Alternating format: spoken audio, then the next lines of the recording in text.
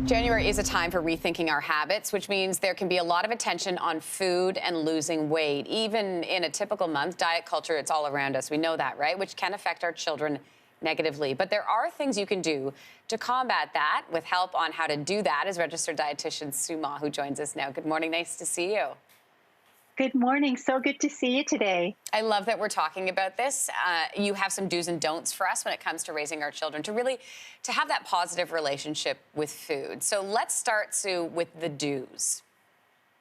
Yeah, so my first do is to model a positive relationship with food and weight. Believe it or not, your kids are always watching you and listening. You might not think they are, but they are. So think about the way you talk about food, your food choices, your body and weight. So instead of saying something like, oh, I'm going to be bad today and have a cookie for dessert, you could say something like, I'm really feeling like having a dessert. Why don't we have that yummy chocolate chip cookie that we baked on the weekend? So it's a positive approach to food. Same thing with weight. Avoid complimenting weight loss. How many times have you heard somebody say, hey, you look so great. Did you lose weight? That just sends a negative message to our kids that weight loss is associated with, a better appearance. And that's just not true, which actually leads me to my second tip.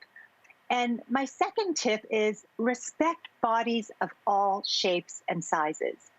In diet culture, we're taught that, being thin is doable, it's achievable if only we just ate less. And this is just not true. Healthy bodies come in different shapes and sizes. So let's celebrate body diversity. And what you can do with your kids is look through their toys, look through their books, and look for body diversity and explain to kids that, hey, listen, as you grow older and get older, your bodies are going to change. Their shape will change, their size will change, and that's totally okay. It's totally normal. Yeah, and monitoring that social media too. I mean, we're sort of entering those years where they're way more well versed on the computer. They can make their way around to YouTube. All the social media sites. So, what is your advice with the do there? Oh, wow. This is such an important one. So help your kids develop media and social media literacy.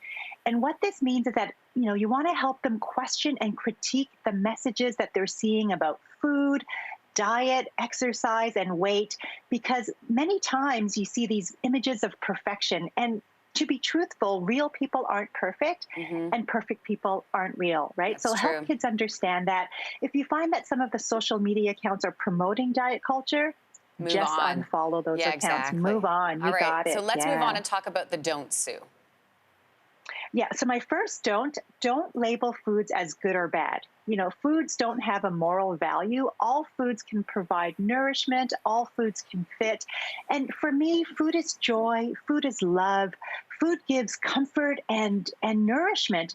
So sit down with your kids, enjoy all foods, a variety of foods without any judgment and without any feelings of guilt. And what about food as a reward? What do you say about that? Oh, yeah. How many times have you heard, you can't have dessert until you've finished eating your veggies? So yeah, what does that do? That elevates the dessert. The dessert is a prize and vegetables are the bad guy, right? So that promotes the good, bad food culture, and that's not what we want. Instead, my tip is to serve dessert with dinner as opposed to after dinner. Yeah, so but what, Sue, but what happens if they start eating and they get full on the dessert and then they don't eat the rest of it? Well, then you talk about that. How did you feel after having that first cupcake? Okay. How did you feel after having the second cupcake? Oh, it didn't taste as good. Maybe you started to feel a bit full. So that's opportunity for conversation, right? But it puts all foods on an equal level. So dessert isn't the prize. I'm going to try that, but I feel like I know my kids are going to be like, I felt great. Let's bring it on. Anyway, worth a try. I like having sort of an even, I said eating, but really the same thing, even playing field with all the food. Sue, it is always good to talk to you. Thanks so much. Happy New Year. Happy New Year. Thanks. Hey, thanks for watching. If you liked this, be sure to subscribe here, or you can check out more Your Morning videos right here.